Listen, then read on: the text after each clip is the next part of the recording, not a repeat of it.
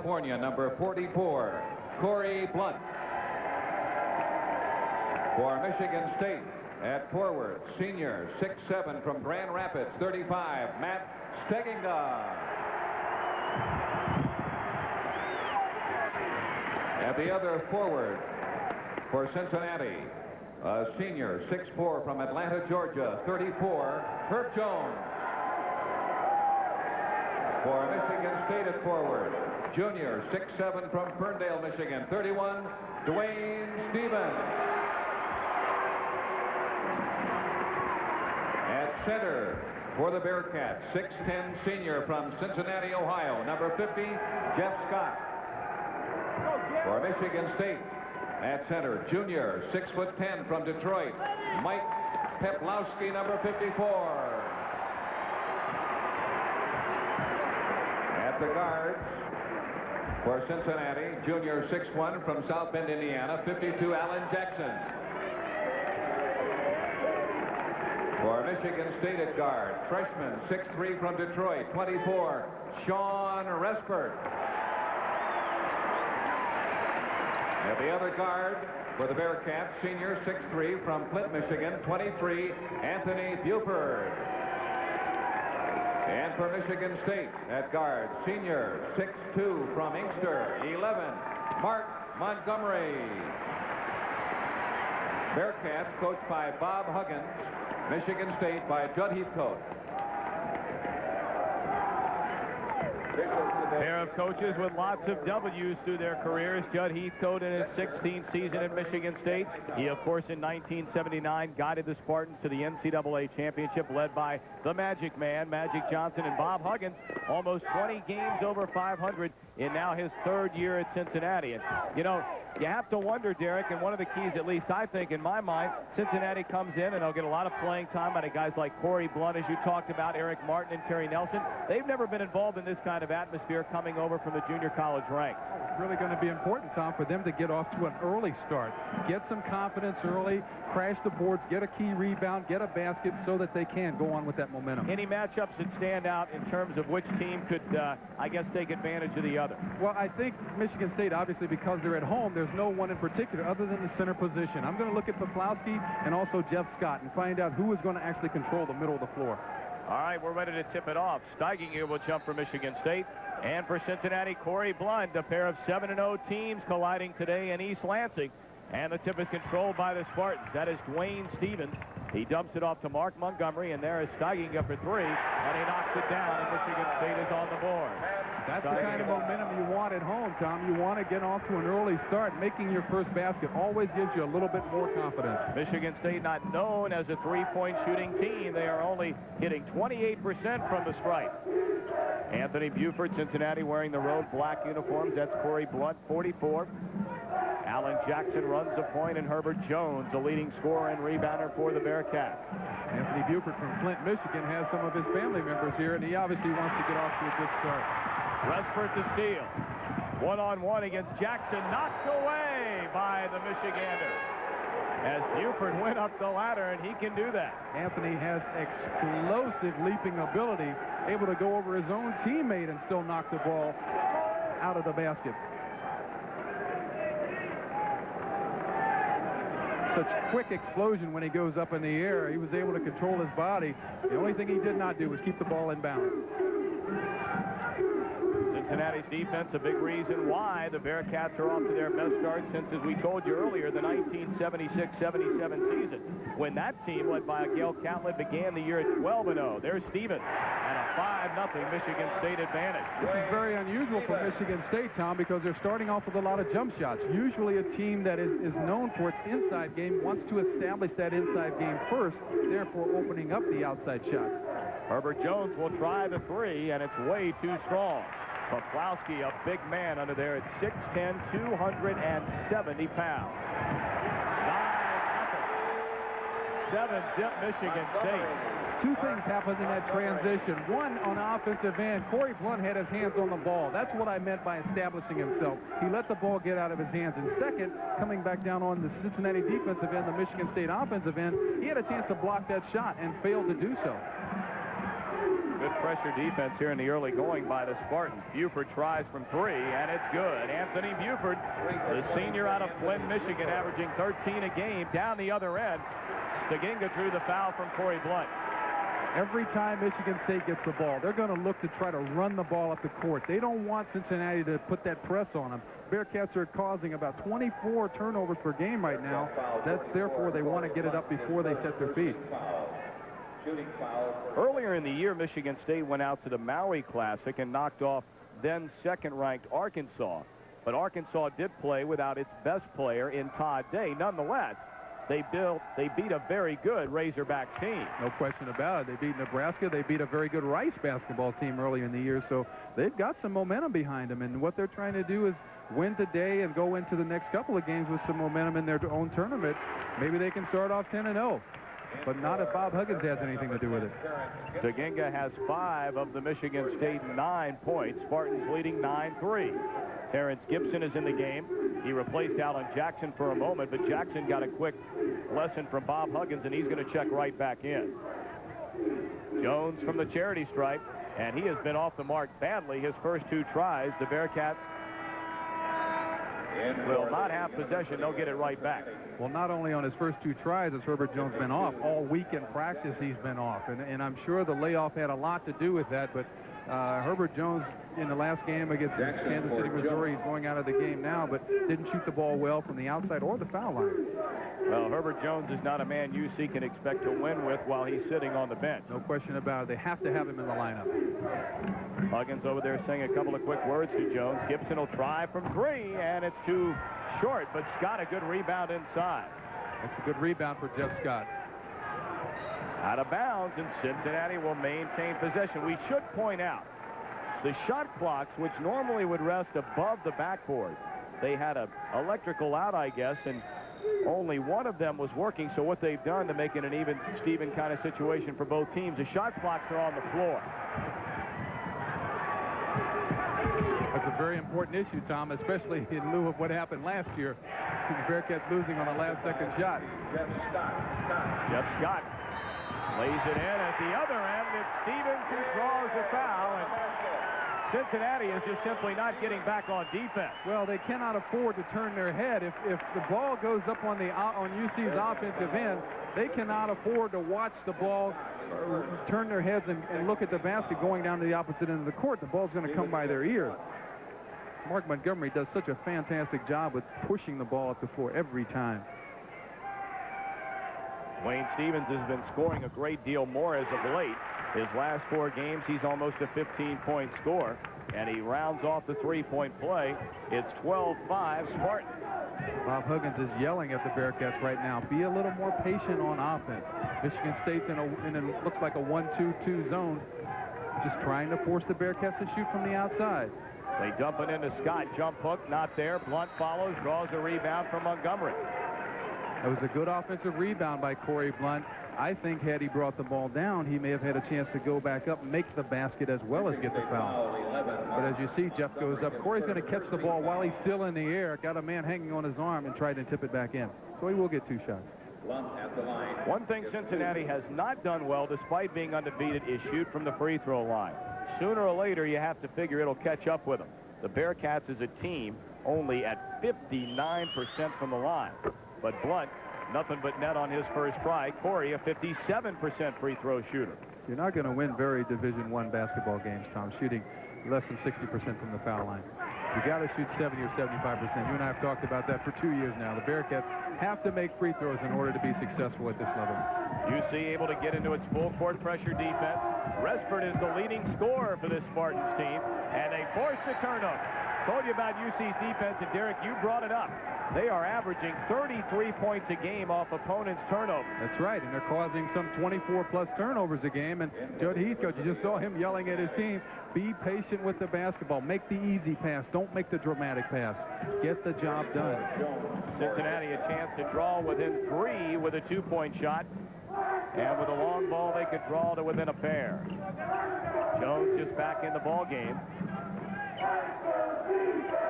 Running their motion offense. The Bearcats are trying to get the ball up on the board. Boy, the Bearcats have missed badly on some shots. Very badly. But not Buford. The senior returning home, and he's knocked in a pair of three-point baskets right back the other way. Steginga, and a charging foul. Good defense by Blunt. Absolutely. Corey wasn't able to get to the offensive glass that time because Anthony Buford knocked the shot down, but in getting back, he was able to keep his eye on the traffic going back down the floor that time. Take a look, if you will, at Corey Blunt. He's right in the middle, right underneath the basket, and he was able to run all the way back down the floor, establish position. That was absolutely good heads-up basketball on this part. Well, now all of a sudden the Bearcats are crawling right back in it. A very slow start, but they're only down by 2 to the 12th-ranked Spartans out of the Big Ten. Michigan State is shooting an absolute. They're burning up the baskets at 80%. Look at Blunt. And Blunt, he took a tongue lashing yesterday in practice from Bob Huggins, and perhaps that has motivated the junior college transfer, but Steginga knocks in the three. 35, Matt Steginga is just such a good basketball player. He's a good athlete, Tom. He's able to run up and down the floor and spot up in given situations, but he's always best at transition once the ball is turned over from his opponent. 15-12 Michigan State. 15:30 to go. Jones a turnaround, and he rattles it in. Jones his first deuce of the game. He's averaging 21.5. Wayne Stevens of Michigan State. You know, we could probably beat a dead horse in the first 5 minutes, but they are getting down the floor, and Cincinnati's defense is not. I think the key is Mark Montgomery. Once the ball goes in the basket, if it does, someone needs to get on the ball to slow him down. Because as soon as he gets the ball in his hands, the first thing he does is look up the floor. Blunt swings it cross court to Jackson. Now Jones for three, and Herbert puts in the three. He is 11 of 19 from three-point range on the year. And again the other way, and again Cincinnati not back on defense. Alan Jackson is whistled for the foul. They're not giving him a chance, Derek, to get in that defense after a bucket. No, they're not. They're doing exactly what they wanted to do. That's their game plan.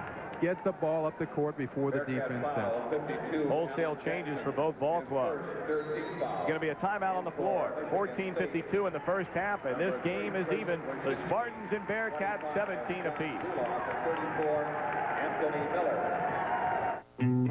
Mamas, don't let your babies grow up to drive Chevys. Truck buyers, you can't do better than this. Now save up to $3,600. BP on the move. Michigan State beating the Bearcats down the other end of the floor after a Bearcats basket. Definitely give credit to Mark Montgomery once again for this pass down to Stevens, but it's just a matter of the Bearcats either getting back on defense or stopping Mark Montgomery once the ball goes through the basket, at least stopping him and slowing him down before he makes that long up-court pass. Eric Martin has come into the game for Cincinnati for the first time, and Michigan State puts in 3 men. There you see the big guy, Anthony Miller. They have Chris Wyshynski, who wears number 3, and John Zuloff is number 25. Montgomery rarely shoots, but he can put him in when he tries, and that is a 2-pointer. He has 4 in the game. Bearcats are still shooting the ball very, very well. Michigan State only has 2 second-chance points, whereas the Bearcats have 9. So that tells me they're crashing the offensive boards, getting their hands on the ball. Both teams have now gone to man-to-man defense as opposed to the zones they were in just a few minutes ago. Jackson from down in the corner in Cincinnati, shooting long ball. They have hit 4 3-pointers near takeaway, and it still belongs to Michigan State. So the Bearcats have their first lead of this game at 20-19, and we were talking during the break, Cincinnati is not playing well, but they're still leading the 12th-ranked Spartans. Absolutely. They're playing good basketball because they're getting second and third chance opportunities. They're only shooting 46% from the field, but they're doing the good things. They're going after the basketball. Touch foul called inside on Jeff Scott. That is a big man he was trying to handle down there, and Anthony Miller, 6'9", 255-pound sophomore, and that is Scott's second foul. He will come out of the game. His second 14th foul. That is Cincinnati's 14th foul. Michigan State has only committed a pair. Mike Reichenegger, the 7-footer out of Texas, comes in to guard Miller. This is going to be important for Mike Reichenegger to keep himself in the basketball game, play good defense, not get in foul trouble, and rebound. Mike's not a great offensive player, but at least he can rebound very, very well and play great position on the floor. Stevens Not a good outside shooter. Tried the glass, couldn't get it. There's Eric Martin, who has just come off the bench to grab his first rebound. He had 8 of those in the win over Missouri, Kansas City. That's a part of being hungry. And that's not a good move by the Bearcats, because they need to be patient on offense. Wayne Stevens off to a hot start for the Spartans. Contact inside, and again fighting for position. It goes against Cincinnati. That'll be the first on Mike Reichenegger in the 15th foul. Looks like they're going to call that contact underneath. I think they need to call it early, and as we talked to the officials before the game, they work not only the Big Ten Conference, which is very physical, but they're also going to work the Great Midwest Conference. Very physical conferences, and it's important for the officials to establish themselves early so it doesn't get out of hand. Zuloff dumps it inside to Miller, and it's going to be goaltending against Eric Martin. Tell you what, that was not a bad move by Eric Martin, because now he is intimidated inside, knowing that if a shot goes up on the board, he's able to get up high enough so that he can the next time maybe block the shot or make that offensive player change the shot. Steiginger comes back in for Michigan State. Corey Blunt will do the same for Cincinnati. They're going to go ahead and wave him in. And Mike Reichenegger will go have a seat. And Miller's a big body. They got a couple of them on this Spartan team. They look like they should have suited up for George Perlis during football. He could have used it. Makes a great defensive lineman, couldn't he? Put him in the WWF. Herbert Jones being guarded by Zuloff over on the right side. Herbert picks up his dribble, and Blunt there to bail him out. Good possession inside. No foul called. Steiginger bump Martin. And Blunt's going to go to the hole, kick it to Jackson. Good head fake from 15. It's too strong. Fight for the ball, and the Bearcats have won it. Boy, a lot of contact down there by Michigan State. A lot of contact, no question about it. But it's good because it's already been established. There is some contact, but you do have to be careful and watch your elbows and the unnecessary roughness. Foul that time on Steiginger. Martin is trying to post up Steiginger inside. Martin's going to knock him around a little bit. I think he is. He's a much more physical player. Steiginger is a good basketball player, very athletic, but he is not very physical, doesn't like a lot of contact, and Eric Martin seems to be taking it to him right now. Not a good pass by Corey Blunt that time. Too much of an angle. See Cincinnati a big edge on the board. The alley-oop! Oh, my goodness. That is a design play that Bob Huggins has put in just for Herbert Jones as he takes the ball out of bounds. 1 point, Bearcats lead. Jones has 7. Oh, did he get up? Buford back in the ball game. Wyshynski inside to Miller. Fight for the ball. And Alan Jackson comes away. Here comes Cincinnati. They're going to hold it up. They don't want to get into a running game with Michigan State. No foul called. Buford banks it in. Buford has 8. And Bearcats have their largest lead. They're up 3. It's a very good defensive transition by the Bearcats to hold Michigan State to 1 shot last time down the floor and then go back down and convert that hoop. That guy will knock it in all night long. Zuloff can shoot it. John Zuloff is a very active player, similar in style to Matt Steiginger, getting up and down the court and spotting up, but wide open. He can sure bury that shot. Bearcats 24, Michigan State 23. 11:30 to play in the first half here in East Lansing. Glad you're with us. One-on-one, Buford.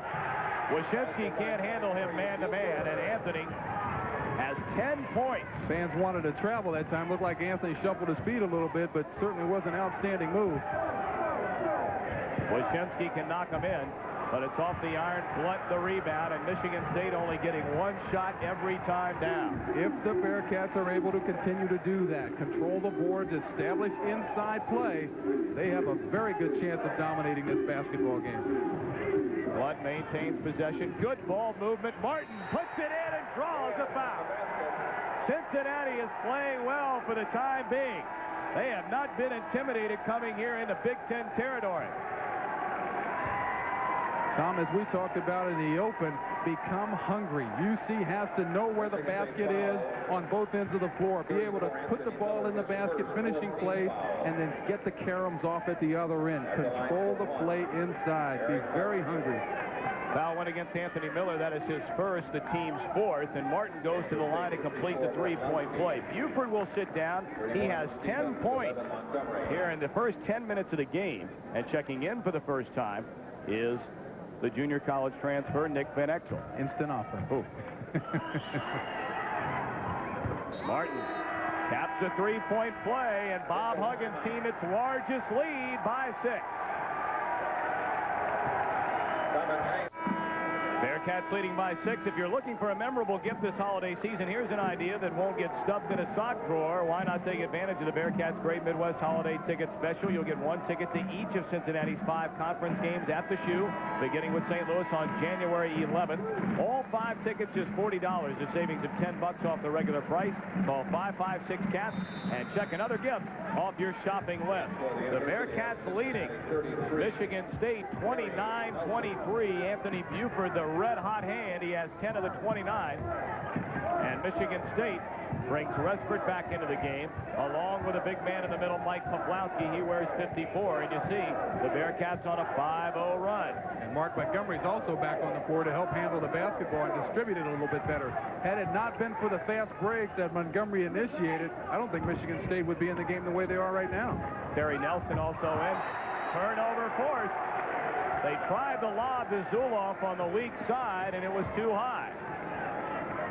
Bearcats have really converted on rebounding, Tom. They've done such a good job that they've held Michigan State to only 2 points on second-chance opportunities, whereas the Cats have cashed in on 11. The one has been a big reason why. There's Van Exel talking about him being instant offense. Good bounce pass to Jackson. Van Exel can really fill it up. He had 12 in the last game against Kansas City. There's Allen, and it is short. Van Exel the rebound. Knocked away, but a reach-in foul against Resford. Resford is the leading scorer for Michigan State, averaging almost 18.5 a game. He has been blank so far. But this is another rebound, offensive rebound by the Bearcats, and that's nothing more than going after the basketball. And again, it looks to me like they are becoming that hungry team, going to another level, taking it up where they can be competitive with teams on every division, every level. That is the first foul on Resford, the 5th team foul by the Spartans. Michigan State going into that zone, and they're hounding the ball. Van Exel can't handle the pass. That's a turnover. Bearcats are trying to avoid the closest pass and throw what's called a skip pass. That time it was a little bit too high, but Nicky Van Exel tried to catch it with 1 hand instead of 2. Buford right back in. Alan Jackson will sit down. Bearcats are they're going after the basketball very early. They have 5 offensive rebounds, which have actually been converted into points at this stage of the game. UC picking up half court, and a knock away and a takeaway. Jones one-on-one with Montgomery. Herbert will take him in, and a blocking foul will go against the senior Mark Montgomery. A little bit of experience on Herbert Jones' part, going right hand to left hand and crossing over, going to the baseline. See Herbert get his hands on the ball to even initiate that break, and going down, he goes to the baseline, which he likes to do. A little bit of a lean in right there, but they give him 2 free throws. 6-team foul, and it will be a shooting foul. So Jones goes to the line, only a 58% free throw shooter. If you're going to win on the road, you have to make the free throws. No question about it. At home or on the road, you really have to shoot free throws. And Herbert has not been shooting free throws very well. He seems to be aiming the ball as opposed to shooting the ball. He's trying to guide it up to the rim. In and out. And Jones missed them both. Bearcats 2 out of 4 from the stripe. Check that 3 out of 5. Bearcats leading by 6. Under the 10-minute mark in the first half. Long way to go. Bearcats led Michigan State by 20 last year at Shoemaker Center before bowing in the final second. Good defense being applied by the Bearcats right now, keeping Michigan State outside. Pawlowski had it knocked away. That last graphic should have read 29-4. They have only lost 4 games in this building. An .878 winning percentage under Judd Heathcote since they opened this beautiful arena in 1989. It is gorgeous.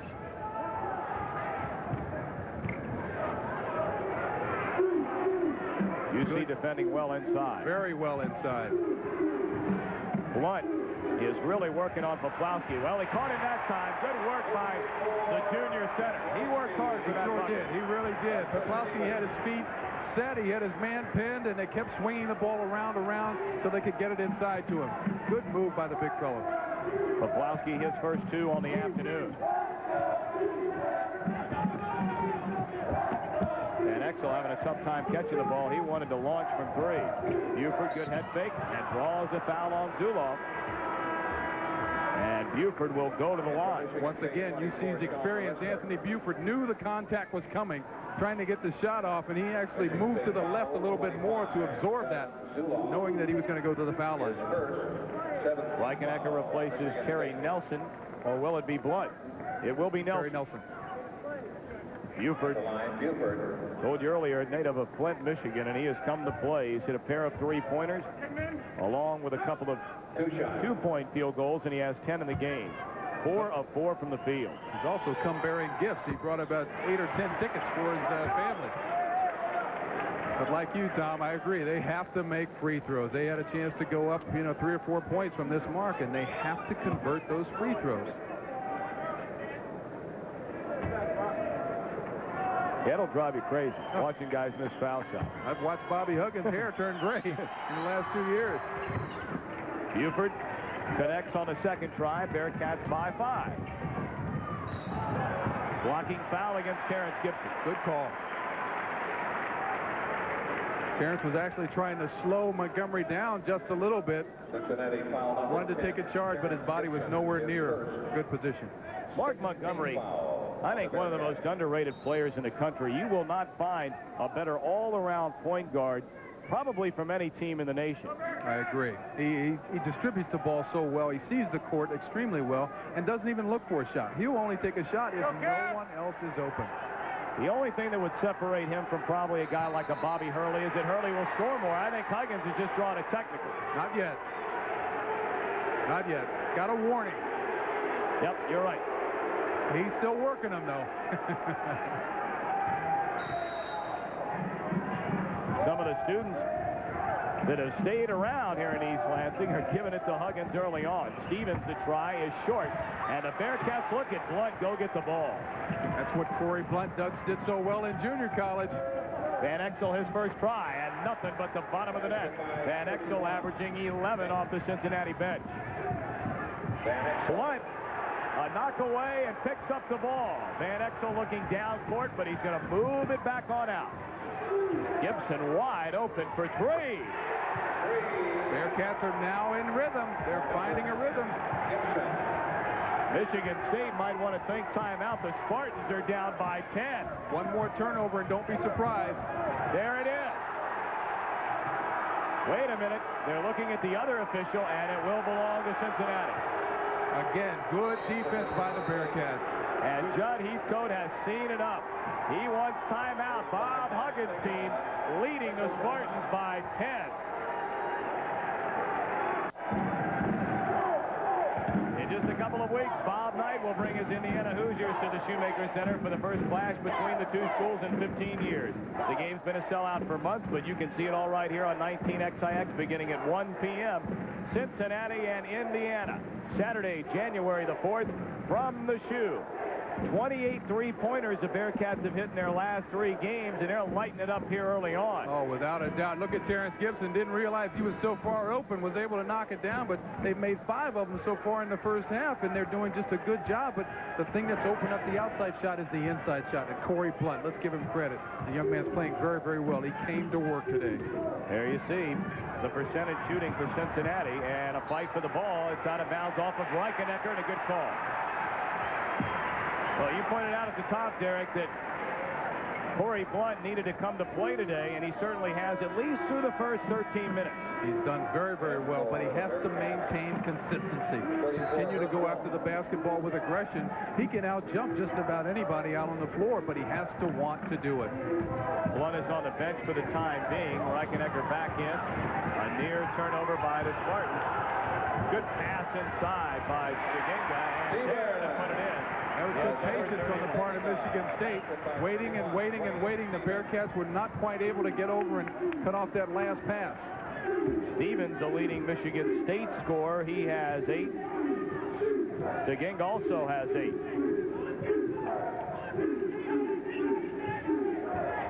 Buford leads all scorers with 10. And it's knocked away. He just throws it up, and that's going to be a shooting foul. It might be. 3 points. Michigan State foul, 24. Foul on Sean Resford. He has 2 fouls and no points. I'll tell you what, that was good defense by Resford to get his hand on the basketball. Montgomery comes in. Anthony Buford, being the intelligent player that he is, immediately tries to throw the ball up toward the basket. Buford at the line. Anthony Buford, 1 shot, bonus transfer from Akron, closing in on 1,300 points in his college career. You see already he has scored in double figures in every UC game, this being the 8th consecutive game, and he has 11.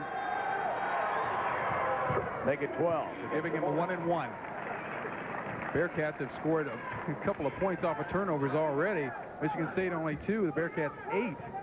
And once again, second chance points, you know, those things really add up. You got to go get the basketball. Michigan State has not been aggressive on the offensive glass. Buford 3 out of 4 from the line. Has 13 of Cincinnati's 37. 10 points. Bearcats lead. Behind the back. DeGengo a little fancy, but Montgomery there to bail him out. And then knocks in the jumper. Nicky Van Axel created what's called a cardinal sin. Going out of basket underneath your opponent's goal, you never save the ball back in. That one you take out with you. Give you a chance to set your defense. Eric Martin over to Terrence Gibson. Work it inside. And Buford along the baseline and knocked out of bounds by Resford. 6:06 left to play in the first half. We're talking about that strength inside that the Bearcats need to establish. They really miss Curtis Bostic, and we wish him well sitting at home with his girlfriend Lori taking good care of him. But Curtis, hurry back. We really need you. Bostic underwent the back surgery and apparently is doing quite well. In a little bit of pain, but expected back strong next season. Great look, and Van Exel lays it in. Martin on the assist. Very good patience by the Bearcats, being able to recognize a situation that was wide open. Resford and Poplawski with a follow. Without having a big man on the floor, UC's tallest player right now is Eric Martin at 6'6". You got to have somebody to put a body on big Mike Poplawski. Might need 2. You might need 2 and a bench. Well, the crowd trying to get into it. Spartans are trailing by 8.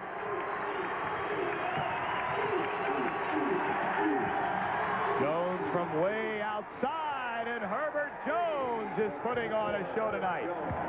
Pair of 3-pointers. Might have brought a little snow with that one. Jones in double digits with 10. Trap in the corner. DeGengo over to Montgomery. He'll try from 3. Look at Poplawski. He is a man. He has 6. Talk about a person who has the ability to go to the next level. If he keeps working this hard and continues to get better, hopefully he'll do well in the conference. He has a chance of maybe going to the NBA. And he's only a junior. Yes. Bearcats by 9. Buford forces it up there and gets the kind roll. Looks like Anthony's familiar with these rims. 15 points for Anthony Buford. Resford from way out. And there again is Poplawski. UC is trying to get Corey Blunt in the game. They need either Mike Reichennecker or Jeff Scott. Scott's only got 2 fouls. I don't know if Bob's going to hold him out any longer, but he's going to have somebody come in and put a body on that young man. DeGengo guarding Terrence Gibson. Michigan State in the man-to-man. And Gibson from three-point land. Jones a rebound. He dumps it off.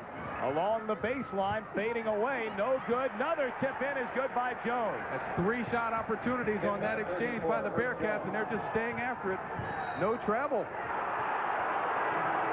And it is an offensive foul against Michigan State. Cincinnati leading by 11 points. And a chance now to go up by 13, but there is a timeout on the floor. 3:50 to play. Bearcats 46, Spartans 35. Bearcats 44, Corey Blunt. And 52, Alan Jackson.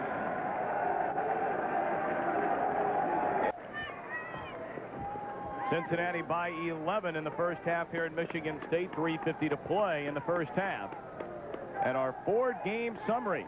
clearly shows that the UC Bearcats have a large statistical advantage. But, Derek, I think you pointed it out very well. Corey Blunt or Jeff Scott, one of the two, if not both, had to come in here today and really go after the ball in terms of rebounding and play a very good man inside in Mike Pawlowski. And so far, Blunt has been that man. He's done very, very well on both ends of the floor. He's gone after the ball on the offensive end, and he's also gone after it on the defensive end and creating second chance points. The Bearcats have 13 points right now and rebounding. There's no question about it. The Bearcats have been much more aggressive on both ends of the floor, especially the offensive end, with 13 rebounds. UC on the year has been out rebounding its team by 6 per game, but Bob Huggins has not felt this team has rebounded as well as it is capable of doing, and a little bit better today. I think he would agree. I think this Bearcat basketball team still hasn't scratched the surface of the talent that they have, because if they get all the components, all the players on this team working in the same direction, I think they have a chance of doing very, very well in this conference, if not winning it and going on to the show, the big show, the NCAA tournament. Alan Jackson back in. He's in the backcourt with Terrence Gibson, Jones, Blunt, and Buford. So you see going with 3 guards. Huggins has done this a lot recently. Michigan State, Stegenga, Pawlowski, Wyshynski. They have Stevens and Mark Montgomery. Best way to take a big man out of the game is to take the ball right to him. A little long by Jones. Montgomery the rebound. He pushes ahead with Blunt behind him. Stegenga from long range, and it's a 2-point. 2 for 35, Matt Stegenga. Stegenga's not the kind of guy who wants to go inside and absorb any of that contact. He'll spot up, take the outside shot if it's there, and then try to trot back down the floor. You know, for those of you at home who are wondering about exactly how to pronounce this guy's name, all I can tell you is this. We asked him how he pronounces his name. He told us Stegenga, with the emphasis being on the second syllable. Correct. Everybody around here calls him Steigenga. So you make up your mind. We're just going by what he told us. And it is Stegenga. Down to 10 seconds on the shot clock. Gibson comes back out. It's down to 5. He'll try from 3. And goes down to the last second, but Gibson a pair of 3-pointers. He has 6 in the contest. UC back up by 12 points over the Spartans. Inside of Pawlowski fadeaway, and it's good. Pawlowski has led the way for the Spartans. He has 10. Big fella's playing very, very well down low. Feeling the contact on his left shoulder that time, fading back to his right, spinning away for a nice soft 5-foot jump shot. I think it's hard to tell on television just how big this man is. He is big. Takes up a little space in there. Yeah, he does. 49-39. Under 2 minutes to play in the first half from the Breslin Center in East Lansing. With Derek Dickey, I'm Tom Brenneman. Bearcats by 10. Pretty snazzy baseline move, but Gibson in no man's land, but still gets his own rebound. He'll shoot it again. Too hard. Stegenga is there.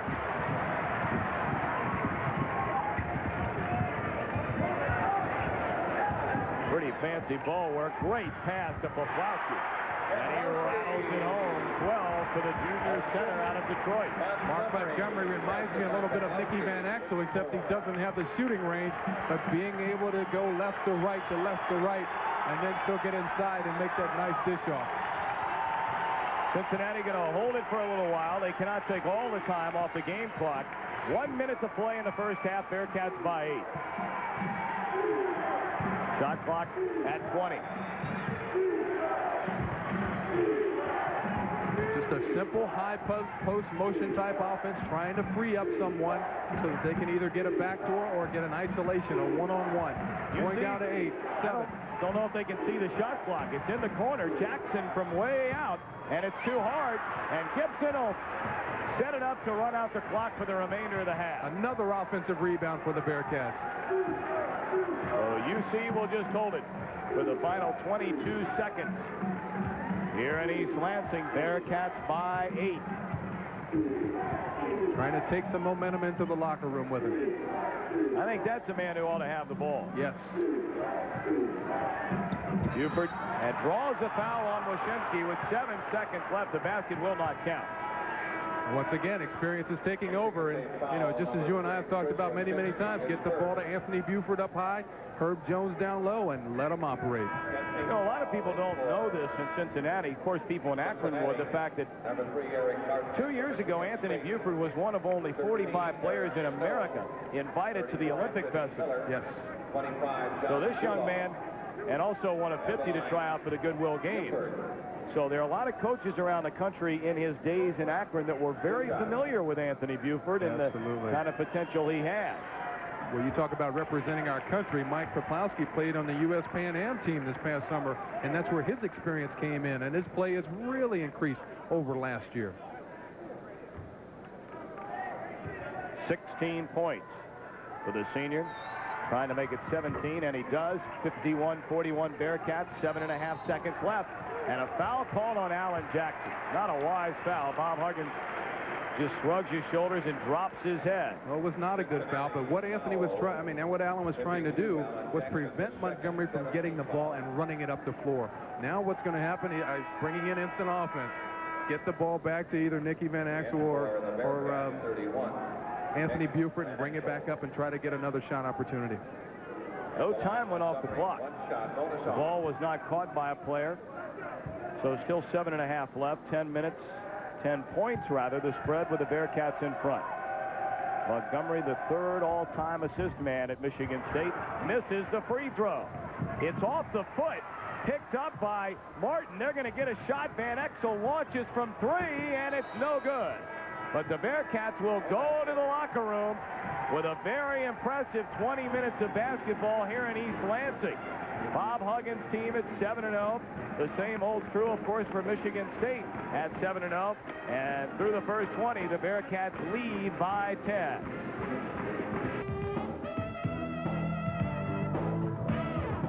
Would that be some holiday celebration if the Cats could upset Michigan State at East Lansing? Hi, everybody. Welcome to the halftime. The Cats by 10, and it's a very big afternoon for several Cats, including Anthony Buford. Homecoming for him this afternoon. He's from nearby Flint, Michigan. He's had a great sequence of plays. 13 points for him, and let's look at two very, very important ones for him. Here's a great block on Sean Respert. A pair of 6 threes going up, and he got the ball. And then from the near corner, a 3. The Cats have converted 8 3-point shots. They lead by 10 here at the half against Michigan State at East Lansing. By the way, remember Ed Hightower? He's working this game. He was the bad guy, and the Cats lost to Michigan State here last year. We'll be right back. Figure something has to give in the meeting of a pair of 7-0 teams, but the Bearcats at least the better team through the first 20 minutes, Derek, leading 51-41, and I think you have to be extremely impressed, although we do warn you they led by 18 against Michigan State last year and lost. Here are some of the highlights. Well, starting off with the first basket of the game, Matt Saganga gets a three-pointer at the top of the key, and they just tried to carry that momentum, and they've shot very well from the field. Moving the basketball, Corey Blunt has come to play today. He was extremely active, has a career high of 7 rebounds in the first half so far. Looking up the court. Now Mark Montgomery, nice pass up to Stevens. And then UC got hot. They fell behind 7-0 and then put on a show, and there is the show right there by Herbert Jones. A little bit of inspiration that time. Take a look. Eric Martin is going to get the ball on the low post, go in and follow through with 2 people around him, still gets the hoop, and then goes to the foul line and converts the foul shot. Then UC had to try to guard the big man of Michigan State, and they couldn't handle it. Boy, it's tough. You guys trying to move a truck underneath that basket. Mike Poplawski does a fantastic job inside. T-Man, T-Rat, makes a three-pointer, wide open, takes advantage. And once again, Herbert Jones, another senior, looking, cashing in on that three-pointer. Cincinnati had 7 three-pointers in the first half. But what stat jumps out at you? Well, right now, I think it's just points off turnovers, and rebounding is a big key. Bearcats, as we said in the open, have to go after the best ball on both ends of the boards. They got to get Corey Blunt and Jeff Scott involved, keep them in the game, not in foul trouble, get some scoring from their experienced players out front. Talked about Buford coming home, a native of Flint, Michigan. 17 points. Herbert had 12 in the first half, including a pair of three-pointers for Michigan State. The big man inside, Poplawski with 12, Stagenga with 10. But I think one man who is not on that list that we should point out, Sean Respert, the freshman, averaging almost 19 a game. He has been shut out in the first half. So the second 20 minutes, the final 20 minutes. Coming up next, it's Cincinnati by Cincinnati leading by 10 on the first half over Michigan State, 51-41. And we're ready to begin the second half. Of course, the Spartans came into this game ranked 12th in the nation in the Associated Press. They were number 13 in the USA Today and 14th in the UPI poll. Cincinnati has not been given any recognition in the top 25 so far. That could change with a win today, but a long way to go. The question is that a lot of people have, can the Bearcats finish? They had the great start last year, and they begin the second half with a turnover. That is only the 4th turnover of the game by Cincinnati, so they have managed to not kick it away or throw it away against the Michigan State pressure. Resford with a basketball, and there is a walking on Matt Staginga, and he knew it. He nodded his head, and Cincinnati will inbound just in front of us. Judd Heathcote, been around these parts for 16 years. And everybody remembers that team in 1979 of Magic Johnson and Gregory Kelser, the NCAA champions, when they knocked off Indiana State and Larry Bird. Bearcats at this point have created 8 turnovers. Buford going right back to work and give Buford 17 of those in the first half. Whenever in doubt, get the ball to your experience. Get it to your seniors. Near walk and a takeaway by Jones. Resford has not had an easy time doing anything today. Buford for 3. Buford is third three-pointer, a 5-0 Cincinnati run to open the second half. The Bearcats lead by 15. Buford falls down. Jones is right behind him, takes it strong, and it's 7-0 out of the gate. Judd says, hold the phone. The Bearcats lead by 17 over Michigan State, and the Spartans look stunned. Back with more in a moment. 58-41 Cincinnati on a 7-0 run, Derek, to open the second half. I've been telling people all along how good Anthony Buford is, and not very many people have seen him play. But Anthony, look at him hustling, diving after the ball on the floor, but he's able to put the ball in the basket with just about anybody in the country. Michigan State puts the ball in bound, and it will be a foul called against Cincinnati's Jeff Scott. Bearcat foul, 23, Buford. No, it'll go against Anthony Buford. That is Buford's first personal, first foul of the half. Anthony Buford, 7 out of 7 from the field. He has 22 points, and that, needless to say, is a career high at Cincinnati. Near takeaway, and then it'll be a foul against Corey Blunt. Looked like he had pretty good position. Resford ran him down, but it'll go against the Cincinnati junior, Corey Blunt. A.D. Jackson almost had his hand on that loose ball, able to tip it back away, but Michigan State maintained possession of it. I think this crowd is in shock. Judd Heathcote, he has a great deal of respect for Cincinnati, and he said so in the newspaper coming into this game. But I don't think the crowd expected a 17-point deficit by the home team. Well, some of them might still remember the game last year and remember that the Bearcats went up by 18, but they weren't able to finish last year. Let's see if this Bearcat has a little bit different feel for the game, the entire game, 40 minutes, than the team did last year. Herb Jones, the main man. They swing it over to Blunt. He'll pull up in front of Poplawski, face, in and out. And the big man with a rebound, and Michigan State comes down with 18 minutes to play. Good pass inside. And Poplawski didn't need to fade away. He could have taken it up strong. That's a situation you have to recognize. Blunt working inside over Poplawski and will not go. And Stevens a rebound. I don't think that's the kind of shot Bob Huggins has in mind for his team. I agree with you. Not at all. Montgomery forced it over to Resford. And it's knocked into the row about 5 back. You know, Sean Resford had his shot blocked in the first half by Anthony Buford, and he kind of went into a shell. Maybe this block by Corey Blunt is going to create the same situation, going up for what he thought was uncontested, and Corey comes out of nowhere. Michigan State has not scored in the second half. Zuloff just in the fadeaway, and the southpaw drills it home. He has 4 on the game. It's a nice touch by John Zuloff. You see, Alan Jackson forces it into the lane and drills it home. Jackson with 5. Montgomery taking it coast to coast, and there you see, we talk about the 6'2" senior out of Inkster, Michigan. Absolutely should not happen. Have a man drive the length of the court, go right down the heart of your defense, and lay the ball in the basket. Make him take a jump shot, make him pass the ball off. 60-45 Cincinnati, 16:50 to play. Jackson tried to get it inside and was able to get the ball right back. Fans wanted to travel or double dribble. Jones, short, off of Blunt's fingers, and Stevens the other way. Stevens, a one-on-one move against Jones, draws the foul, and it will not go. Cincinnati a little sloppy after that 7-0 start to begin the second half. They're forcing shots and not getting back like they did the first couple of minutes on defense of the first half. If the Bearcats are able to play with patience, not necessarily forcing the ball, you're going to see Stevens coming down, making a very nice move. Wayne Stevens goes up for a nice, about a 7 or 8 foot jump shot, drawing the foul from Herb Jones. But if the Bearcats can maintain their composure, take good shots within the context of the offense, let everybody touch the ball, they have a chance of coming away from here with a victory. Stevens very good from the line.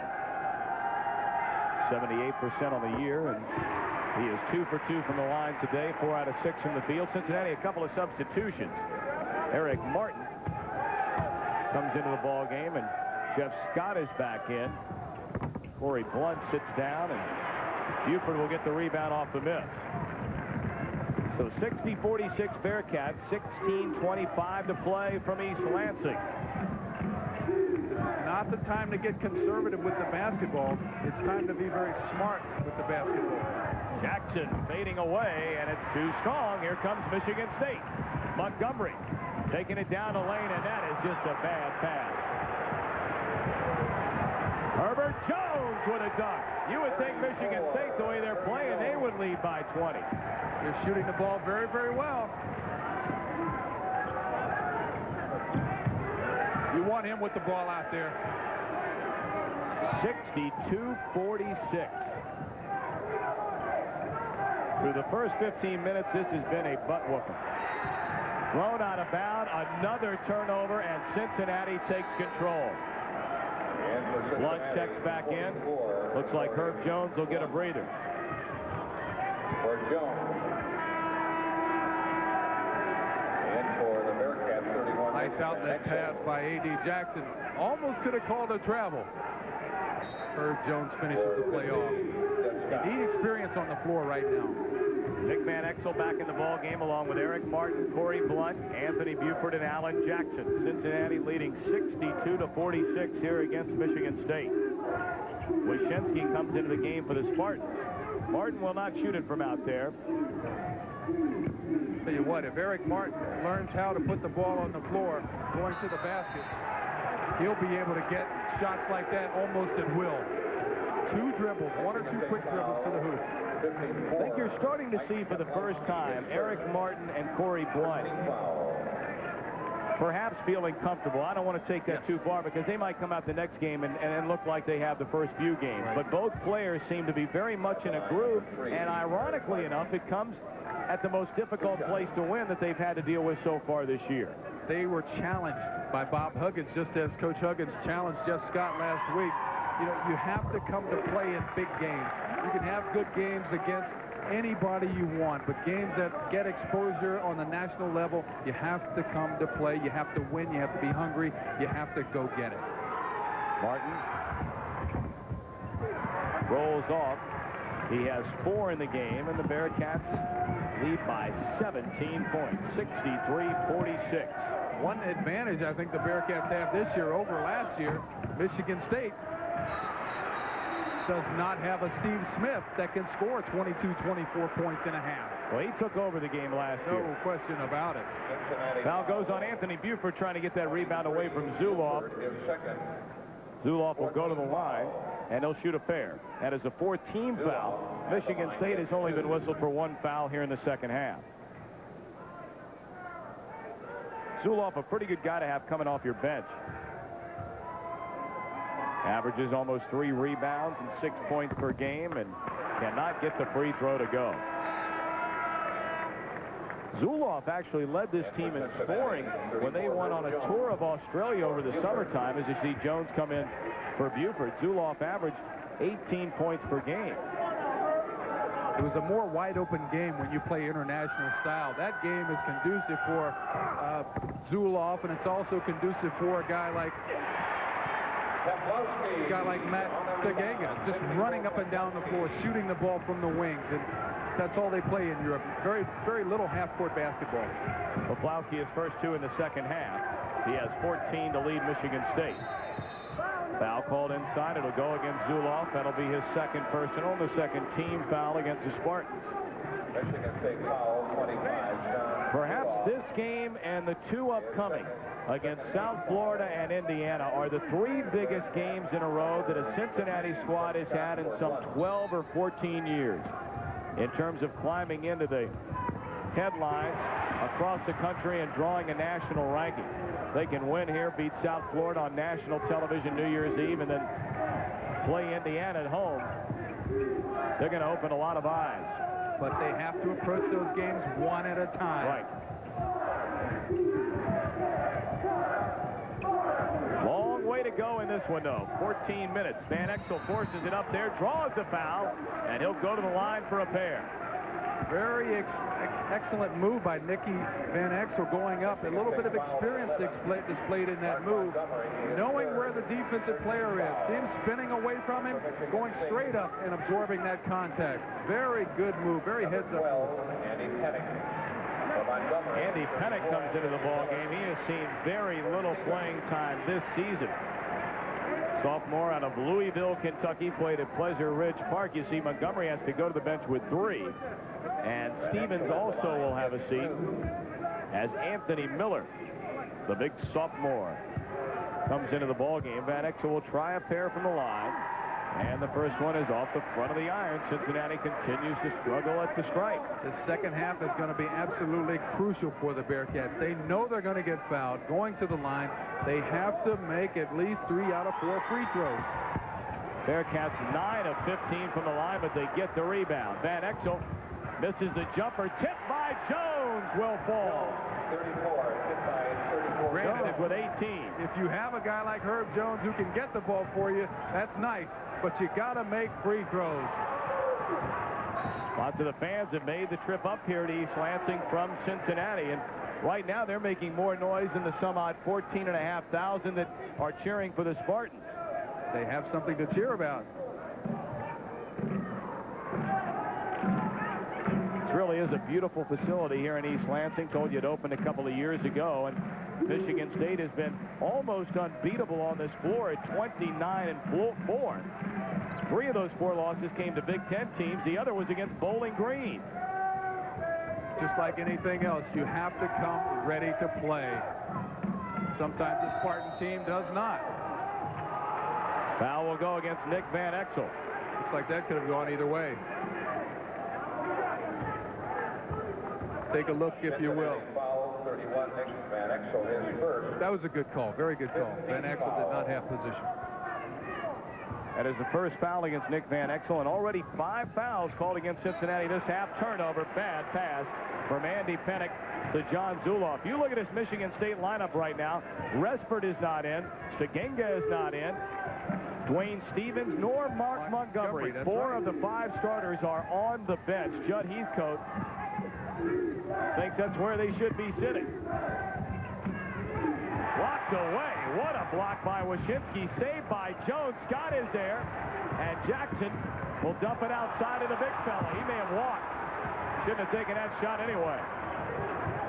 No question about it. Huggins is not very happy. Foul called underneath. It'll go against Jeff Scott, trying to body up with Anthony Miller. And for Jeff Scott, that is his 3rd personal foul. Got only 2 points, but he's given him some good minutes. Great defensive effort this time by Wyshynski, going after the basketball, knocking it away from Jackson. AD had nowhere to go, pitches it out to Scott. The fans wanted to travel. The ball just was not there for him, and he creates an unnecessary foul down on his defensive end. Wyshynski, a native Virginian, sets up the offense. 65-48 Cincinnati. Miller left alone and runs it down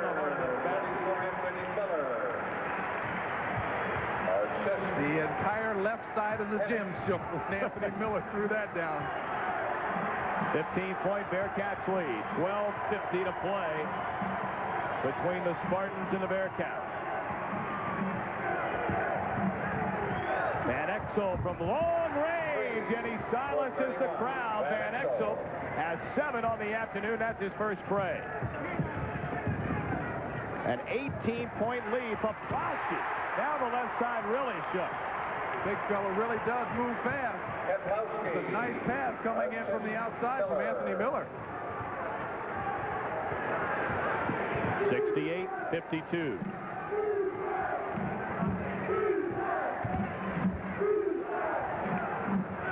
That's a shot Herb Jones should take. Martin to turn around, blocked by Miller, and the rebound is Zuloff. He's in a trap. And they call a foul. Bob Huggins is furious with the officials. He felt like Eric Martin got slapped on the arm, and he is laying it on right now. He may have, but Eric Martin fell away. He faded away from the basket in trying to take that shot, which was not a very good shot. And usually after you make one mistake, you compound it by making another. Crowd is screaming at Huggins. They want the officials to give him a technical. Now they realize that Michigan State has gone into the bonus. That is a 17 foul against the Bearcats. So Michigan State will be in the 1-1 throughout the rest of this ball game. 12:06 to play. Well, that's what we were talking about, Tom. The Bearcats need to be a little smarter. They need to take good care of the basketball and start utilizing the clock. I wouldn't take a shot if I were them until the clock got under 20 seconds. Utilize the clock. It's their best adversary right now. Get as much time off as you can and still got plenty of time to take a good shot. You have a feeling that Michigan State is going to make a run here very soon. It's going to be a matter of whether Cincinnati can hold them off. No question about it. Zuloff has 5 in the game. 3 of those have come in the second half. He's 1 for 3 from the stripe. Judd Heathcote has led Michigan State to a pair of Big Ten titles, 5 NCAA tournament appearances, and a 7-0 start this year. Over the back. Foul called. It'll go against Jones.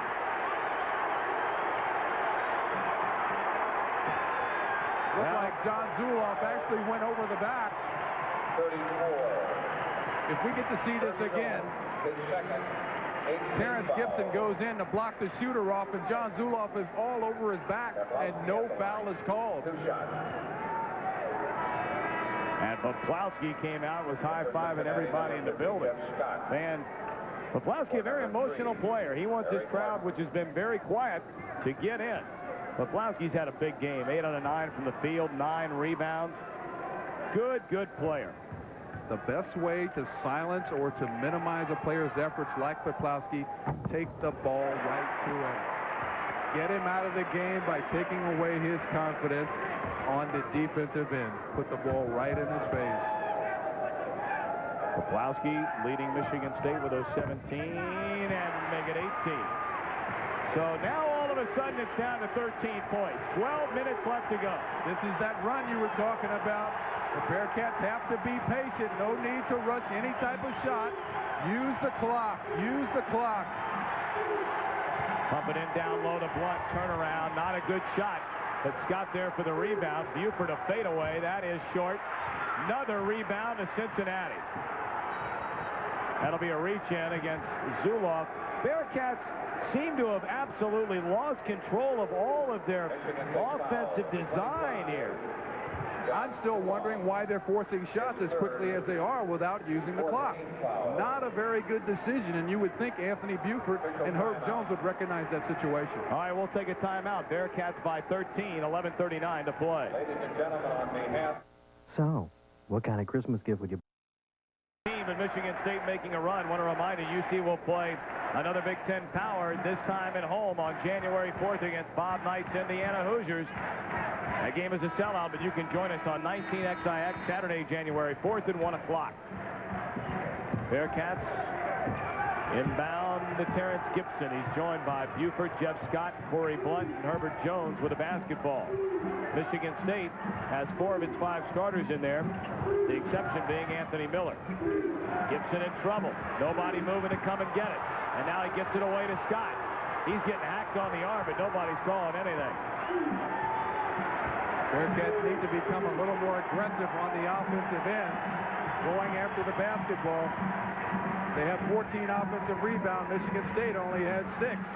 Shot clock down to 10. Jones for 3. No good. And UC just not taking good shots. Oh, good pass, and Staginka could not handle it.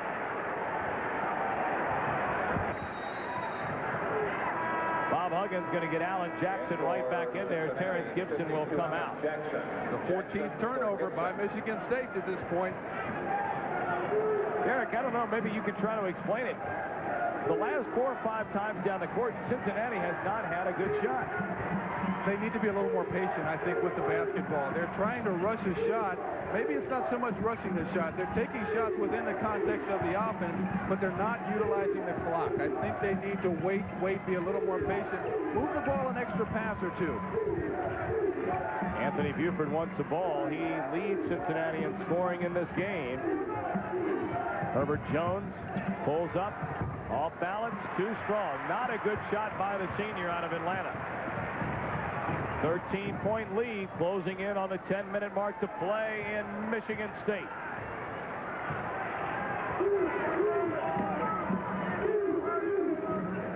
Staginka, jump shot. Staginka, 35. That's Staginka, the kind of player who likes to get his feet set facing the basket, and he'll go up for a jump shot. Well, UC has allowed the crowd back in. Yes, they have. They had him completely out of the game.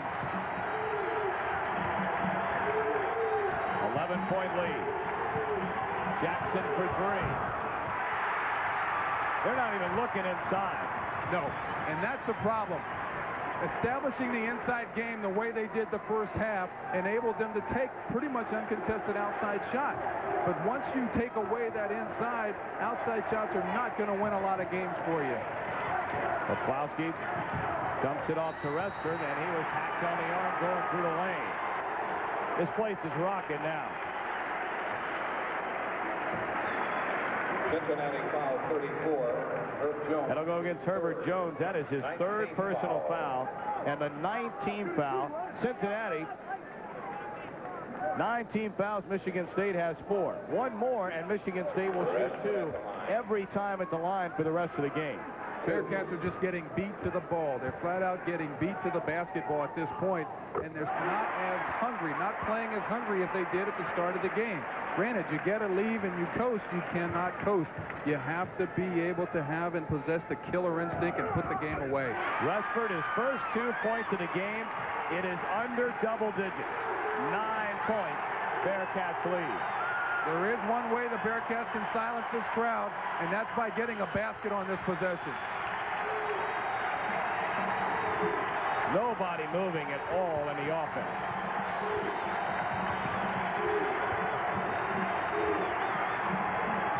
They don't need another jump shot. They need to get the ball inside. Michigan State being charged up by this crowd. Shot clock is at 15. Plenty of time. They're looking down low to Jones. Shot clock at 5. Blunt in trouble. They're going to have to force a shot. Buford a fadeaway. No good. Foul called. It'll go against Michigan State. I just cannot understand, and I don't mean to keep bringing it up, but it seems to me as though Cincinnati's offense has gotten far too conservative. I mean, they came down the court in the first half, dumped it inside, went with authority to the basket, and now they're waiting to the final 5 seconds every time they have the ball to shoot it now. Well, I think they're trying to be more patient, which is, I don't know if they can hear me on the bench, but they need to do that. Utilize their athletic abilities on trying to hold the basketball. Lead is down to 7.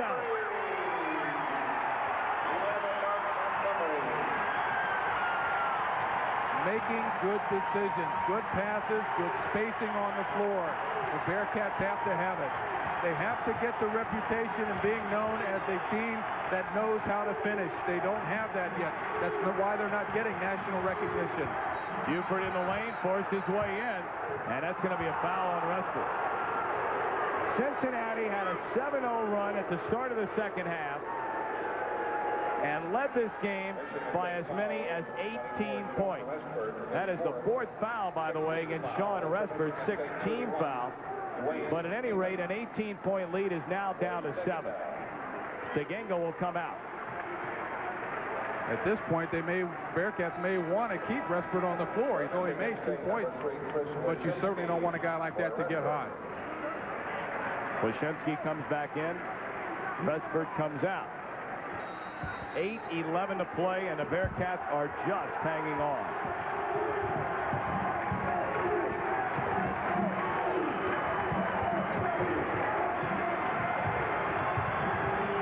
It's like they're trying to get Buford in a one-on-one situation, almost in a clear-out. That's exactly what it is. He pulls up and cannot buy it.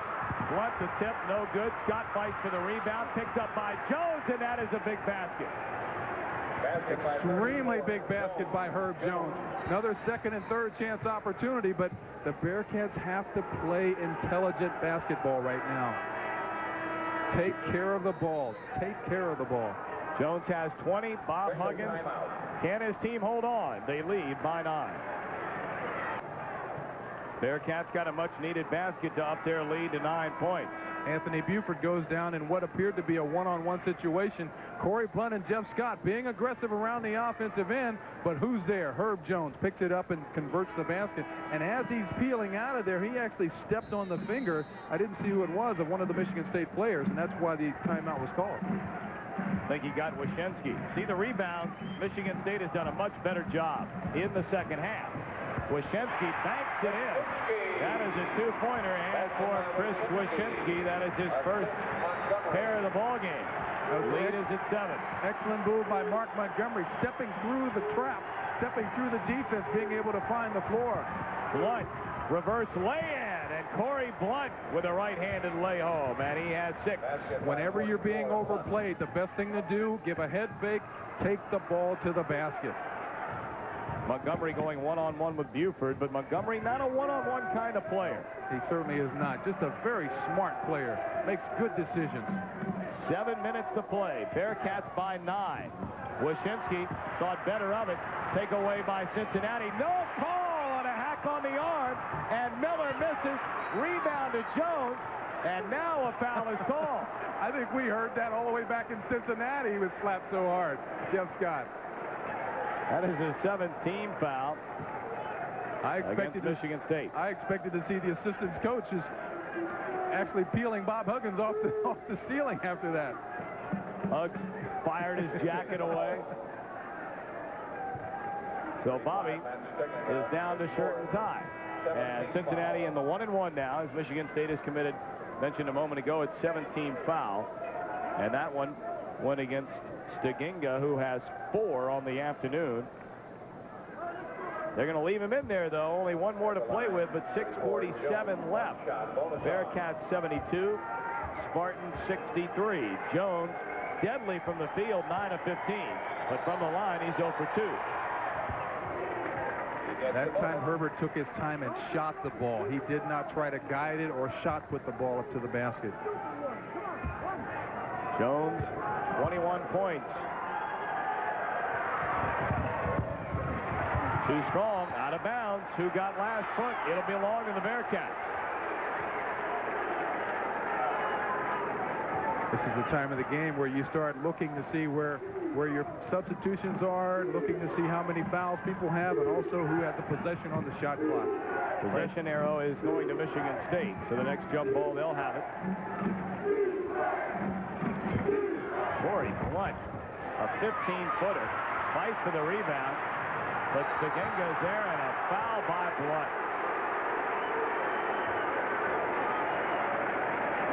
That is a 3rd foul against Corey, and that is a 10-team foul. So for the last 6 minutes and 29 seconds, Michigan State will go to the line for 2 shots every single time. Not a very smart move by Corey Blunt. He missed a jump shot, and I don't know how many times we can say this, but invariably, Bob Huggins is going to tell him, once you make a mistake, don't compound it. Don't go after the ball and follow it around and get an unnecessary foul. It only creates more problems for the team. It stops the clock, which is now going to hurt the Bearcats. Stegenga with 12, 65% foul shooter.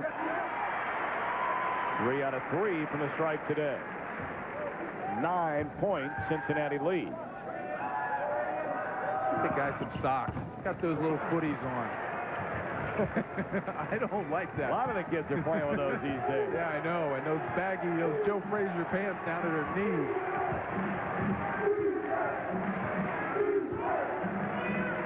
Buford being guarded by Resford gives him a good juke and knocks it in. Anthony Buford.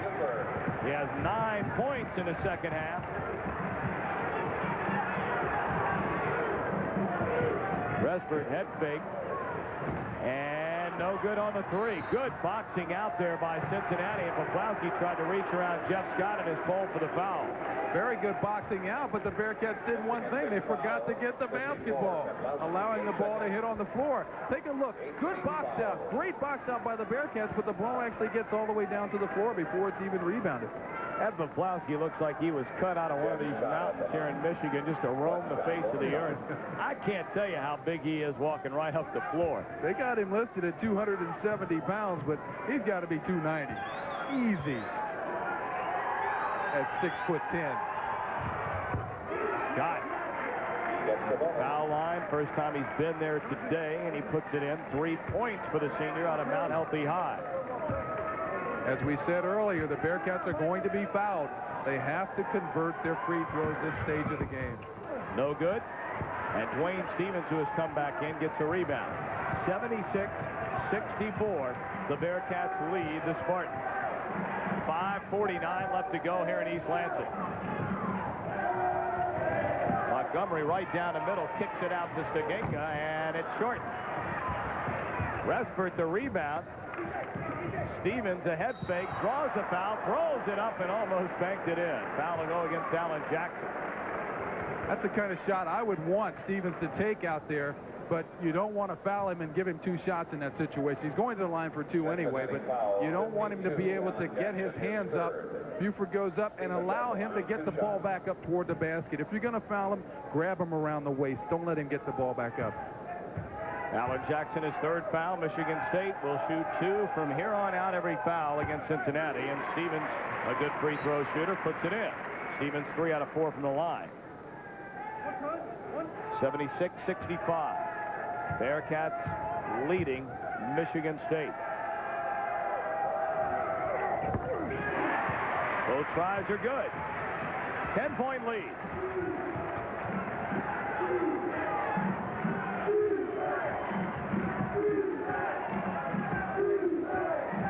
Michigan State looking to try and trap. Montgomery was sneaking over there in case Buford turned the other way. Jackson forced it in. Good defense by Stevens down low as they tried to get it to Herbert Jones. It was good defense by Stevens to knock the ball away, but he reached with his wrong hand. Had he reached with his hand closest to the ball, he might have been able to keep the ball in play and deflect it to himself. They're just daring Corey Blunt to shoot it from out there, and he won't. He'll hand it off to his teammate Alan Jackson. 5 minutes to play, and the Bearcats lead the Spartans by 10. We saw Corey Blunt make an excellent move earlier by giving a head fake and bouncing the ball. Shot clock is at 5. Buford going to have to force it up there. No good. Again, Cincinnati having to shoot with seconds left on the shot clock. Stegenga. Lead is down to 8. Stegenga with 15. Second leading scorer for the Spartans.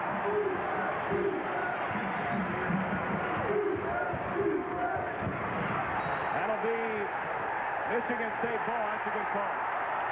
Herb Jones went after the ball very lackadaisically.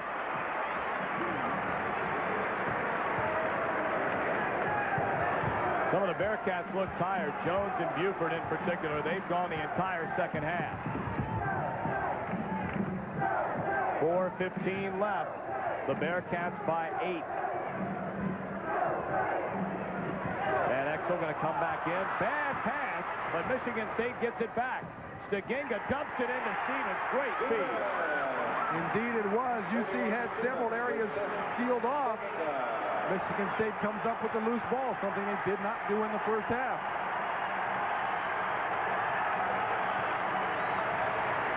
Looks like a one-on-one for Anthony Buford once again at the top of the key. Jackson going to clear out of there, and Buford goes to work. Spin move, no call. Bounce pass to Stevens. Michigan State within 4.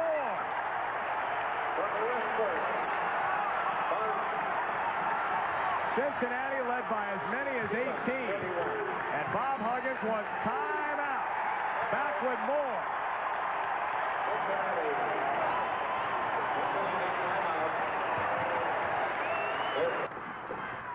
Cincinnati led by 18. They now are in front by only 4 points. 3:20 to go in our 4-game summary. It's been all Michigan State the last 15 minutes. It certainly has, and you can see turnover-wise, you know, UC has the advantage there, but Michigan State is putting the ball in the basket, shooting 66% from the game, forcing UC to take outside shots and getting them into situations just like this. Taking the ball away, going down and converting on the other end, getting easy layups and second and third chance opportunities. I want to remind you that Derek and I will select the Performance Automotive Performer of the Game at the conclusion of this one. And a long way to go. Hats off to Mike Poplawski and the Spartans team. They looked all but dead when the Bearcats began the second half on a 7-0 run. Cincinnati led by 10 at halftime, pushed that lead up to 18. It is now down to 4. Shades of a year ago between the Spartans and Bearcats when Michigan State trailed by 18 at halftime and won the game on a final second shot. Charging call.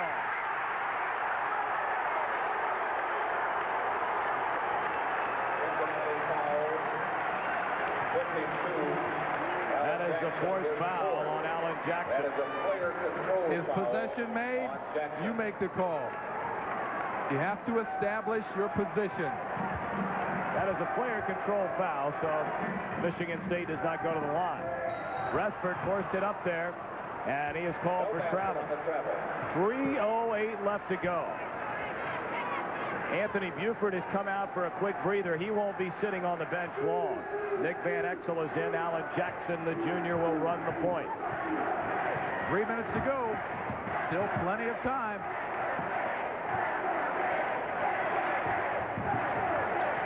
Herb Jones wanting the ball. Going against Stevens. Fades away. Banks it in. Herbert Jones. But again, 11 second half points. Tom, that was not a good shot. Herbert's taking a 10-foot shot, making it into a 15-foot shot by fading away. Tipped out of bounds by Corey Blunt. And I know you work with a lot of young players in Cincinnati, Derek, and when you're able to jump like a Herb Jones, or if you have a decided height advantage, why fade away? Well, the only reason is you're looking for the big man behind the guy that's guarding you, trying to prevent him from blocking the shot. But Herbert Jones has the ability to take his shot up over just about anybody in the game of basketball. Resford in trouble. Baginga bails him out. 2:30 to go. Bearcats by 6. Poplawski in strong. Goaltending against Blunt. Looks like a good block from this angle. Take a look, if you will. It's kind of difficult from the angle we have. The ball is almost knocked in by a Bearcat. Corey Blunt goes up. Looked like a good block from this angle. Jones going to have to help out against the pressure. Bearcats have been getting their hands on some balls. They're blocking about 5 shots per game, and you got to give a lot of credit to Corey Blunt for that. 78-74 Bearcats. 2 minutes left to play in East Lansing. Coming up on it. Van Exel takes it to the hole, goes up, and it will not fall, but he draws a foul. That's something that Steve Moeller, the assistant, told us he'd like to see Van Exel do a little bit more of. Take the ball to the basket. Absolutely. But you have to get in a rhythm. And you need to be in the basketball game in order to establish that rhythm. And Nicky can go to the basket with just about anybody. Van Exel will go to the line. Foul went against Poplawski. That's his third, but really pretty much meaningless at this point unless we were to go to overtime. Van Exel from the stripe this season, only 4 tries all year, and he's made 1. Much better free throw shooter than his stats indicate right now, but the young man has the ability to score almost at will. 5-point lead, and now it'll remain at 5 as he misses the second shot. 79-74, a minute 50 to go. Oh, a bad pass by the senior. It looked like Restford faked out Montgomery. Well, not only that, Restford has a bad knee.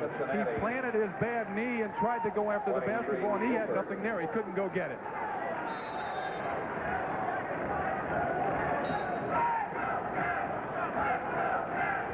Corey Blunt will come out of the game. Cincinnati will go with 3 guards. Van Exel, Buford, and Jackson. They'll keep Herbert Jones in the game and Jeff Scott. Nicky Van Exel almost came back on the floor and failed to report. It could be a technical foul if he does that. What happened was Van Exel thought he was coming out of the game. Right. When in essence it was Corey. Is he going to call it? I think they're going to call it. And for Michigan State, 34, Anthony Miller. I mean, they could call it, and it would be within the rules. Absolutely, absolutely. But it looks as though they're not going to. Miller comes in for Michigan State. And Poplawski will sit down. Poplawski has been a force in this game for the Spartans, and he goes to the bench. He might be a little winded, Tom. Poplawski leading Michigan State with 20 points. Still a little confusion over at the table. This situation is still not resolved. Cincinnati could get hit with a technical foul, maybe. Give you an idea of some of the scoring. Buford with 24, Jones with 23, none of the UC players in double figures. Michigan State, 4 players in double digits.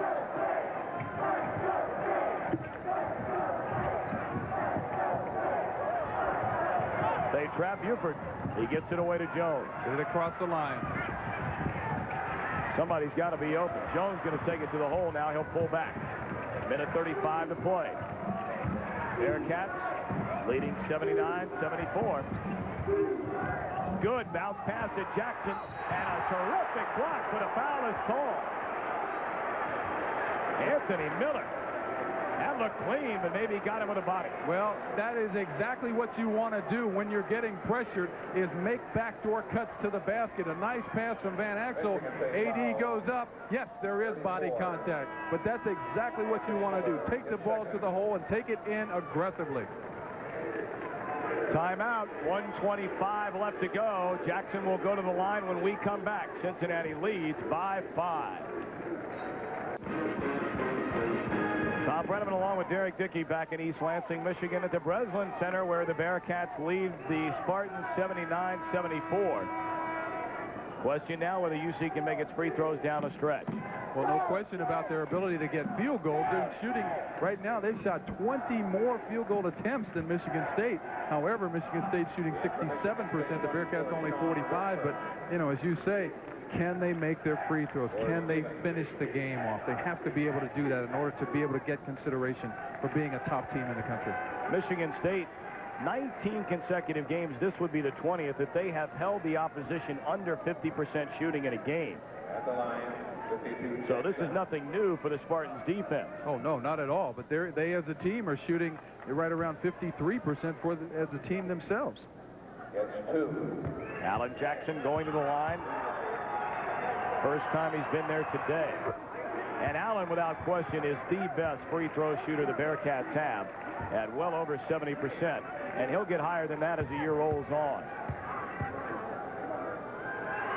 6-point lead. And make it 7 as Jackson nails them both. Defense is going to be very, very important. You don't want to put Michigan State on the foul line. You do want to make them have to shoot over a defender. Miller the rebound and a foul. Almost a 3-point play. As we just said, you don't want to send them to the foul line. 44, Corey Blunt is 4th. Corey Blunt is 4th personal foul, and Miller will go to the line for 2. Miller at the line. In a situation that we just saw the replay of, Bob Huggins works on his team day in and day out. Prepare yourself, get position for a long rebound. That rebound came off on the long side. I'm sure he's going to be furious about that and run that again and again and again in practice. Zuloff comes back in. Respert sits down. Stegenga sits down. And Poplawski, the three leading scorers for Michigan State, are all on the bench. But they're interested in defense right now. Absolutely. And I think Judd Heathcote's been there once or twice before. Yeah. I like this Miller. Young man has a lot of ability, doesn't he? Hits both free throws. 81-76. Eric Snow, a Buckeye, came out of Kent McKinley High, and the brother of the former Michigan State great linebacker, Percy Snow. That'll be an intentional foul. It has to be. Montgomery just grabbed Jeff Scott around the waist. Are they going to call it? Well, it doesn't matter anyway. They go to the line for two. Oh, it matters if you get the ball or not. Absolutely, it sure does. Huggins is looking for the intentional foul. He's asking. You got to be kidding. Apparently, they say it is not an intentional foul. That would make a big, big difference. Well, the main artillery coming back in now. So when Michigan State takes over on offense, Stegenga, Wyszynski, Poplawski. Michigan State has 6 players. Now Wyszynski will go to the bench. Respert and Montgomery also back in. Scott today 1 for 1 from the line. We're going to be repetitious again and say you can't make 1 out of 2. You can't make 50%. You got to make 100% of your free throws at this time of the game. You have to make free throws.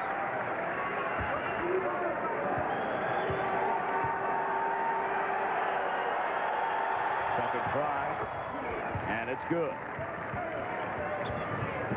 So a 6-point lead. Stegenga takes it to the strong hole and lays it in. 82-78. 1:05 left, and Montgomery has whistled for the foul, and I think he has just fouled out. Or is that his fourth? But yep, he's finished. What you call sacrificing yourself for the team. Stopping the clock just to get the clock stopped so his team has a better chance of getting back in this game. Montgomery leaves the game with 10 points.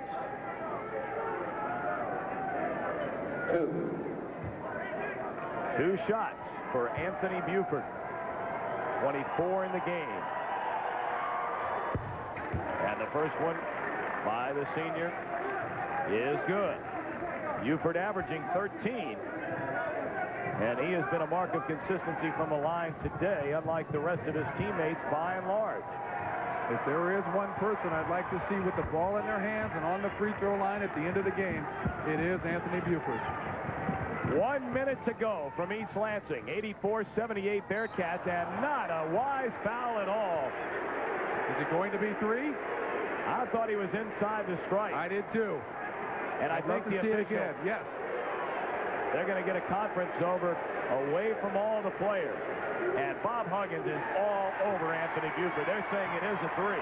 Look at his foot. Look at it. He was actually inside. 23, Buford. He was inside the line. Respert gets 3 shots. Eric Snow, 13, Zuloff, 25. So 3 shots coming up for Sean Respert. And again, Judd Heathcote makes all the changes for his defensive alignment. Snow, Stevens, Zuloff, and Wyszynski in the game. 59 ticks remaining. And Respert is shooting 3 consecutive free throws.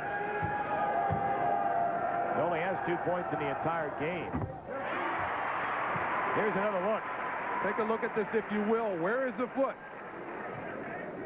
You make the call. 84-78. 79 makes that now 84-80. Respert has not hit a field goal in this game. Michigan State 16 out of 22 from the line. And he hits all 3. So the closest that the Spartans have been in the entire second half, and a foul is called. No time runs off the clock. It'll go against Snow, and Judd Heathcote is well aware of the fact that the Bearcats, as a team under 60%, he's going to make them earn it at the line. Well, he's sending, you know, as far as UC is concerned, the right man to the foul line in Anthony Buford. Foul one against Eric Snow. Buford, 26 points, 7 of 8 from the strike.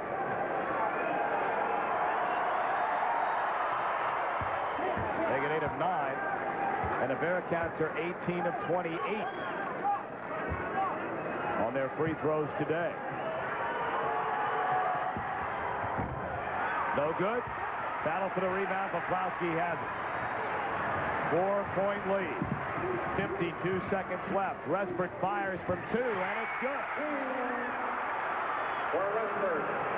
2-point Bearcats lead, and a foul immediately by Zuloff.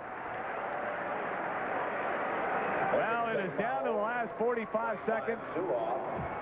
And we'll find out if Cincinnati can become one of those next-level teams, because such a large part of it is making your free throws. Well, it'll actually either be a very long ride home or a very short ride home for the Bearcats, and they can make it a very short and very enjoyable ride home if they can make their free throws. Alan Jackson from the line, 2 out of 2. Yeah, 7 points.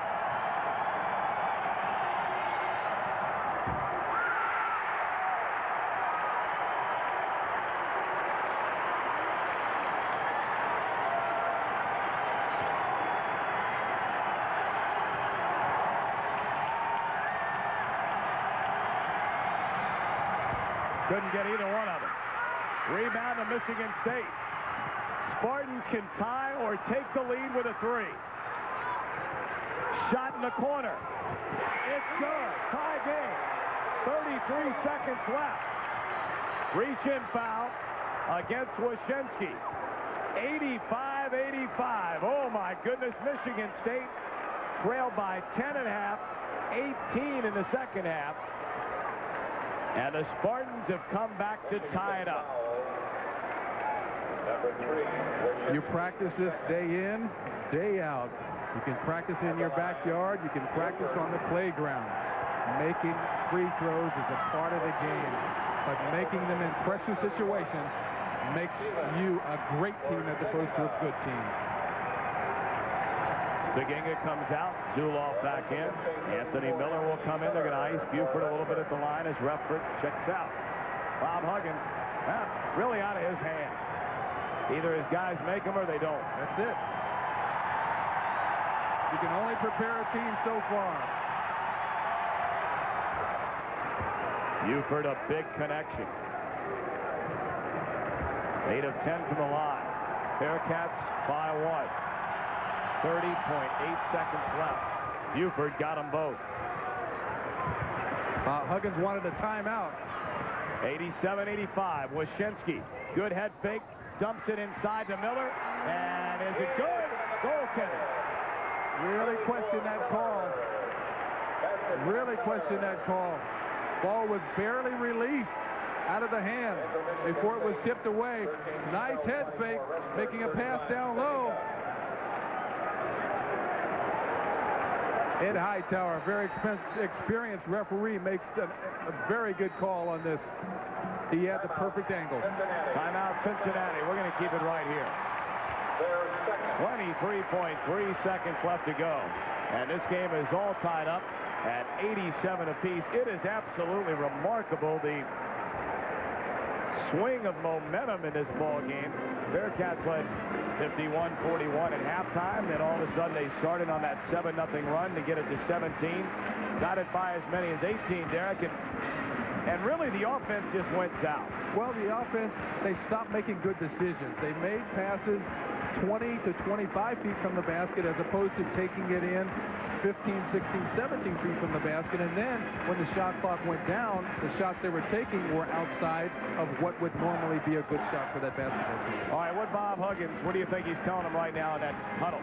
Well, I think he's going to try to tell them, you got 23 seconds on the clock. You want to bring the ball all the way up the court. Take your time, be patient, look for a good shot. You may get fouled if you go to the foul line. You got to make those shots. If I was Judd Heathcote, I would foul the guy. Make them go to the free throw line and beat you on the free throw line. Bearcats have not had a good time today from the line. 20 out of 33. And this is some kind of a game.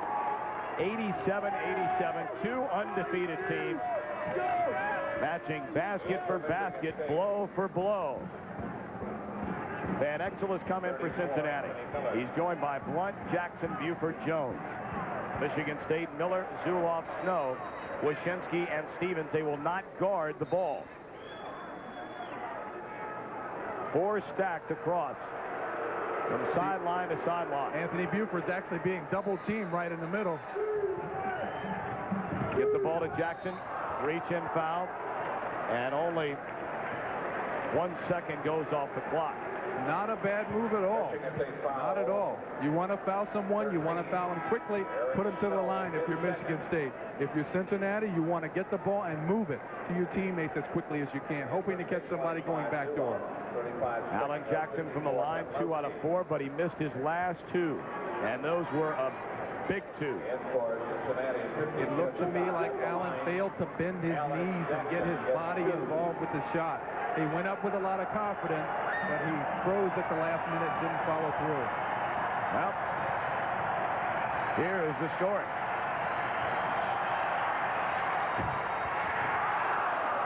Got the shooter's roll. And Jackson will walk away and take a deep breath. And for State, 25 Zuloff, 31 Stevens.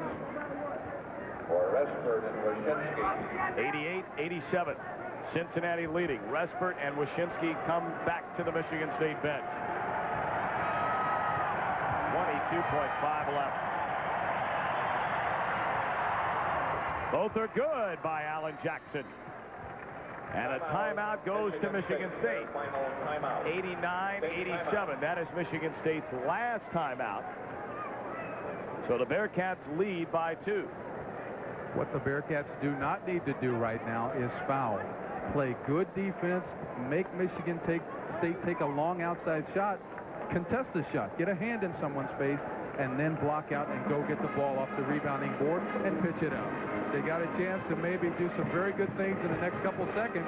If they pitch it out, they can get an easy layup and maybe go up by 4 or 5 points and make this a very nice Christmas. Well, you think Bob Huggins is living and dying with his team at the free throw line? Take a look here as the shot goes up by Alan Jackson, and he will keep an eye on AD, who missed his last 2 after connecting on his first 2. And Huggins looked to the skies and said, thanks at least for that pair. It has not been easy going for UC at the line. 22 of 35. Michigan State, meanwhile, 17 out of 23. And some of those free throws were the front ends of a 1-and-1. So the Bearcats had an opportunity to blow this game wide open. But because they failed to make those free throws, we have a great basketball game for our fans. You're thinking 3-pointers now for Michigan State. A 3 would give them the win. Poplawski has not made one all year. Neither has Stevens. Staginga, 2 in the game, but both came in the first half. Montgomery is fouled out. Resford can knock him in. And Wyshynski with a basketball, 2 out of 8 from the 3-point line this season. 16 seconds left. Bearcats by 2. No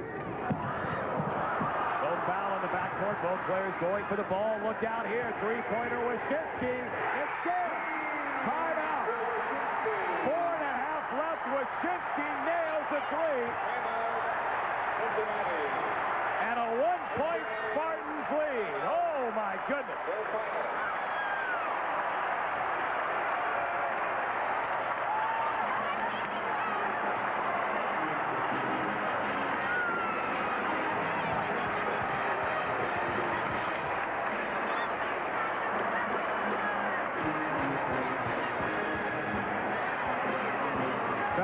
Could have been called on Anthony Buford going after the basketball, but a great recognition that time by Resford to find Wyshynski wide open for an uncontested 3-point shot to put these Spartans up by 1. They've worked hard for it.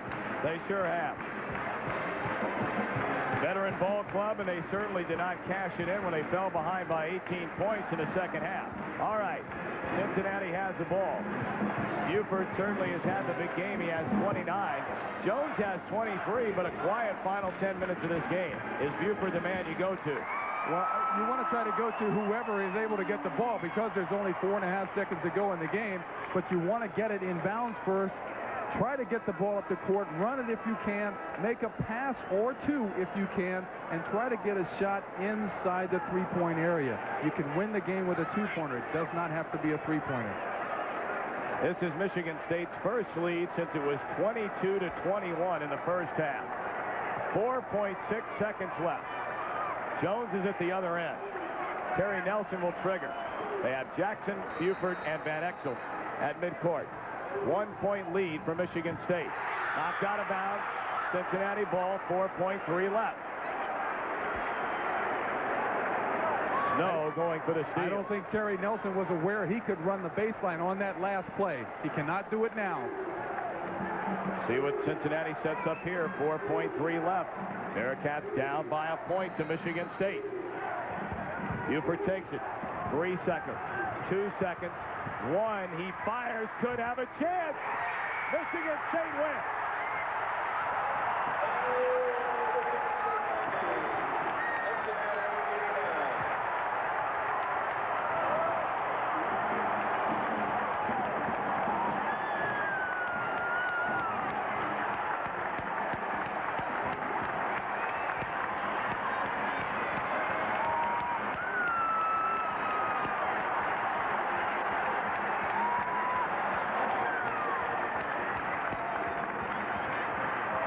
Second year in a row, Cincinnati loses a heartbreaker to the Spartans. Our final 90-89. We'll be right back.